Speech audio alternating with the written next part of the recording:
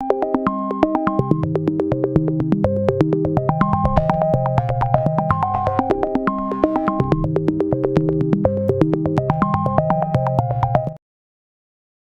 की इस वीडियो में आप लोगों को बताने वाली हूँ एफिलिएट मार्केटिंग क्विज़ 1 के आंसर्स। क्विज़ के आंसर्स बताने से पहले आपको बताना चाहती हूँ कि मैं यहाँ पे क्विज़ के जो भी आंसर्स परफॉर्म्ड आउट कर रही हूँ, ये मेरी अपनी पर्सनल चॉइस है। अगर आप मेरी चॉइस से इत्तेफाक नहीं करते तो आप गिवन ऑप्शंस में से अपनी मर्ज़ी का कोई भी ऑप्शन चूज़ कर सकते हैं और अपने क्विज़ को परफॉर्म कर सकते हैं।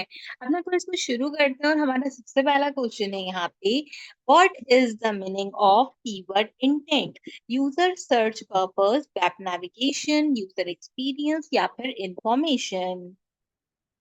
आपने बताना है कि जो एक अल्फाज होता है कीवर्ड इंटेंट, इसका मतलब क्या होता है? इसका मतलब ये होता है कि यूजर का जो सर्च पर्पस है या उसको जो गोल है कि वो गूगल पे क्या चीज लिख के टाइप कर रहा है, वो चीज हमारे पास कीवर्ड इंटेंट होती है। मिसाल के तौर पे कि अगर किसी को यहाँ पर जो है वो अपने घर के करीब में कोई रेस्टोरेंट चेक करना है, तो वो क्या जाके कीवर्ड लिखेगा, रेस्टोरेंट नियर माई होम। अब नियर माई होम में वो अपने घर की लोकेशन भी दे सकता है। जैसे अगर मैं अपने घर की लोकेशन देना चाहूँ तो मैं वहाँ पे कीवर्ड लिख सकती हूँ, रेस्टोरेंट नियर स्टील टाउन। ठीक है, तो आपको जो है वो वहाँ पर वो चीज कीवर्ड इंटेंट हमारे पास कहलाती है कि जो सर्च का पर्पस होता है। हर क्वेश्चन के बाद save and move to next वाले ऑप्शन पे क्लिक कीजिए। Affiliate get paid through the dash of the product or service they are promoting, cost, income, commission या revenue। देखो, एफिलिएट्स का क्या होता है कि एफिलिएट्स मार्केटिंग का बेसिक मकसद ही यही है ना कि आप जो है वो कमीशन पे काम करते हैं, यानी कि आप अगर किसी की कोई चीज बिकवाएंगे तो उसका इतना परसेंट प्रॉफिट आपको मिलेगा, तो वो क्या होता है, वो आपका एफिलिएशन होती है, तो उसमें हम इसके कमीशन को काउंट करते हैं। ठीक है, अब तीसरे क्वेश्चन को चेक करते हैं। Affiliate marketing is drive from the concept of email marketing, revenue sharing, donor या मर्चेंट। देखो, अब मार्केटिंग तो समझ में आता है कि यार मार्केटिंग करनी है तो चीजों की मार्केटिंग करनी है। तो ये बताओ कि एफिलिएट मार्केटिंग जो है उसका कॉन्सेप्ट कहाँ से आया? अब जाहिर है एफिलिएट मार्केटिंग है तो वो रेवेन्यू के ऊपर काम करती है, तो इन ऑप्शंस में से रेवेन्यू शेयरिंग का ऑप्शन जो है वो 100% करेक्ट होगा। Term in which everything is covered about a topic on a website is called topical authority, domain authority, page authority या website authority। बताओ ऐसी टर्म जो कि आपके यहाँ पर क्या करे, वेबसाइट पे जो भी आपने चीज लिखी है, जो भी आपने टॉपिक लिखा है उसको पूरा कवर करे, तो वो क्या कहलाती है, टॉपिकल अथॉरिटी कहलाती है। डोमेन अथॉरिटी क्या होती है, आपकी वेबसाइट का जो नाम है, जो उसकी डोमेन है, उसकी अथॉरिटी कितनी है, उसकी भी अथॉरिटी होती है, उसको भी बिल्ड करते हैं बैकलिंक्स के थ्रू। अगर आपने सर्च इंजन ऑप्टिमाइजेशन का कोर्स किया हो तो आपको समझ में आएगा कि डोमेन अथॉरिटी क्या होती है। यानी सच में भी पढ़ाया है और आगे भी अगर आप कहोगे तो मैं बता दूंगी। फिर देखो, वेबसाइट पे सिर्फ डोमेन की अथॉरिटी नहीं होती, वेबसाइट पे जो पेज है हर उस पेज की भी अपनी अपनी एक अथॉरिटी होती है। अथॉरिटी से मुराद ये समझो कि यहाँ पर जो है ना, एक वैल्यू, हर एक चीज की एक वैल्यू होती है। वेबसाइट का नाम है उसकी एक वैल्यू है, वेबसाइट का पेज है उसकी एक वैल्यू है, वेबसाइट की खुद की एक वैल्यू है, वेबसाइट में जो टॉपिक लिखा है उसकी एक वैल्यू है। तो हर एक चीज की एक एक एक एक एक, एक वैल्यू है, तो वो वाली वैल्यू इसने टॉपिक के अकॉर्डिंगली पूछी थी। अगला क्वेश्चन है, which of the following is a way of affiliate marketing? SEO blogging, YouTube video, pay per click या all of the given? अब एफिलिएट मार्केटिंग ये तो हमको समझ में आ गया कि रेवेन्यू शेयरिंग पे बेस करता है। अब जब वो रेवेन्यू शेयरिंग पे बेस करता है तो आप एसईओ कर सकते हो कि मतलब मैं आपकी वेबसाइट की एसईओ करूंगा या करवाऊंगा, तो इतने परसेंट आप जो है वो कमीशन मुझे देना उसके अंदर। मतलब अगर मैं आपकी वेबसाइट की एसईओ जो है वो 10,000 रुपए में करा रहा हूँ, 10,000 रुपए में से मैं क्या करूंगा, मैं 7,000 रुपए उस बंदे को दूंगा जो आपकी वेबसाइट की एसईओ करे, और 3,000 रुपए क्या होगा, मेरा कमीशन होगा। ठीक है, तो एसईओ ब्लॉगिंग में आप ऐसे काउंट कर सकते हो। यूट्यूब वीडियोस पे आपने ऐड चलते हुए देखे होंगे, स्किपेबल नॉन स्किपेबल एड्स आते हैं। ठीक है, तो उस पे भी क्या होता है कि उस पे भी कमीशन मिलता है यूट्यूबर्स को या उन एड्स को। ठीक है, इसके अलावा पे पर क्लिक क्या होता है, पे पर क्लिक का मतलब होता है कि यार मैं ऐसी जगह एड लगाऊंगा जहाँ पे बंदे जो है वो क्लिक करके आपका ये प्रोडक्ट खरीदेंगे और आपके प्रोडक्ट के खरीदने पे मुझे कमीशन मिलेगा। वही बात की अगर एक चीज 10 रुपए की है, और जो है क्या कहते हैं, आप उसको 10 रुपए की सेल करा रहे हो, तो 8 रुपए आप जो है वो ओनर को दे रहे हो, 2 रुपए का कमीशन आप अपने पास रख रहे हो। तो सारी के सारे ऑप्शंस में से all of the given correct होगा। Which niche you should avoid as a beginner? Evergreen, super seasonal, low competitive या profitable?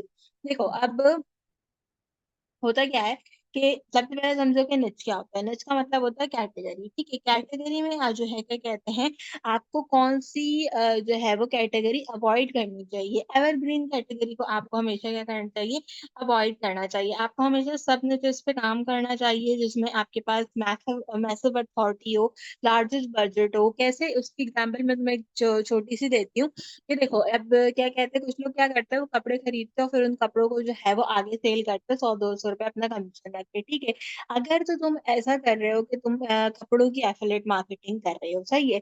अब तुमने 10 जोड़े खरीदे, उन 10 जोड़ों पे तुमने 2-2 सौ रुपए जो है वो अपना कमीशन रखा और उसको तुमने जो है वो आगे सेल कर दिया। यानी कि तुमने होलसेल रेट पे 1300 रुपए का जो है वो एक सूट उठाया, 200 रुपए तुमने उस पे अपना कमीशन रखा, 1500 का सूट जो है वो तुमने आगे सेल कर दिया। अब तुमने क्योंकि माल जो है वो कम उठाया था, तुमने 10-12 जोड़े उठाए थे, तो अगर वो बिक जाते हैं तो वेल एंड गुड, तुमको नुकसान नहीं होगा, ठीक है। लेकिन अगर तुम एक साथ बहुत सारे कपड़े उठा लेते हो और फिर वो बिक भी नहीं रहा है, तुमने ऐसा किया कि तुमने गर्मियों के कपड़े सर्दियों में उठा लिए, सर्दियों के कपड़े गर्मियों में उठा लिए क्योंकि सस्ते मिल रहे थे, और फिर उस पे तुमने जो है वो सेलिंग शुरू की, ना एफिलिएशन हो रही है उस पे, ना उसके ऊपर प्राइस आ रही है। तो ये क्या होता है कि ये चीज़ जो है ना, छोटे जब आप बिल्कुल शुरू करते हैं ना उस लेवल पे आपको नहीं करनी चाहिए। Which of the following tool measure the keyword difficulty near to accuracy? Google Keyword Planner, SEMrush, Neil Patel या Moz? देखो अब ये चारों के चारों जो हैं वो क्या है, कीवर्ड डिफिकल्टी को मेजर करने के लिए। लेकिन इन चारों में से ना सबसे अच्छा ये कहलाता है गूगल कीवर्ड प्लानर। क्यों? क्योंकि गूगल का अपना टूल है, तो गूगल का जितना भी डेटा, गूगल में जितना भी डेटा सर्च हो रहा है, जितना भी डेटा आ रहा है, जितना भी डेटा जा रहा है, वो टाइम टू टाइम हाथ के हाथ जो है वो इस प्लानर में अपडेट हो रहा है। तो सबसे ज्यादा एक्यूरेट यही है और आपको यही जो है वो यूज करना चाहिए। आगे चलते हैं, आगे चल के देखते हैं। अगला क्वेश्चन है हमारा, which of the following three tool website could help you to identify the trend of the niche? Yahoo search term, Google traffic, Google trend या फिर Alexa? देखो अभी जैसे हमने बात करी यहाँ पे कि कीवर्ड टूल जो है वो आपको गूगल का यूज करना चाहिए, तो ट्रेंड्स के लिए भी आप हमेशा क्या करो, गूगल ट्रेंड्स का यूज करो। हम आपको एक्सरसाइज भी कराते हैं, सर्च इंजन ऑप्टिमाइजेशन तो कराते हैं, मुझे एफिलिएट मार्केटिंग में ऐसे याद नहीं कि उसमें कराते हैं या नहीं कराते। गूगल ट्रेंड्स की एक वेबसाइट होती है जिसमें हम कीवर्ड्स देते हैं, तो गूगल कीवर्ड पैलेट टूल पे कीवर्ड्स आपको पहले सर्च करने होते हैं और फिर जो है वो गूगल ट्रेंड्स में जाके उसके ट्रेंड देखने होते हैं कि बाकी वो पिछले 1 साल के अंदर ट्रेंड में आई है चीज या नहीं आई। What is largest contentful paint यानी कि LCP? Major visual stability, major load performance, interactivity या website ranking? देखो अब आप जब एसईओ के टर्म पढ़ते हो ना, तो एलएसपी जो है वो उसके अंदर बहुत ज्यादा इंपॉर्टेंट होता है, ठीक है। ये कोर वाइटल्स हमारे जो वेब के होते हैं वो बताता है, उसकी परफॉर्मेंस को जो है वो यहाँ पे मेजर करता है, साथ ही साथ ट्रैक करता है कि कितने लार्जेस्ट इमेज हैं, कितने वीडियोस हैं, कितने टेक्स्ट ब्लॉक्स हैं, कौन सा एरिया कहाँ दिख रहा है। तो वो सारी चीजें किस पे आती हैं, वो सारी चीजें हमारे पास एलसीपी पे आती है। इसके अलावा एक और चीज होती है जो कि कहलाती है कम्यूटेटिव लेआउट शिप यानी कि सीएलएस, ठीक है। तो वो क्या करती है, वो हमारे पास जो है वो यहाँ पे गूगल के बाकी फैक्टर्स देखती है। तो ये हमारे यहाँ पे करेक्ट आंसर होगा। अगला क्वेश्चन देखते हैं हम अपना, which of the following represent country code top level domain, .pk, .com, .org या .net?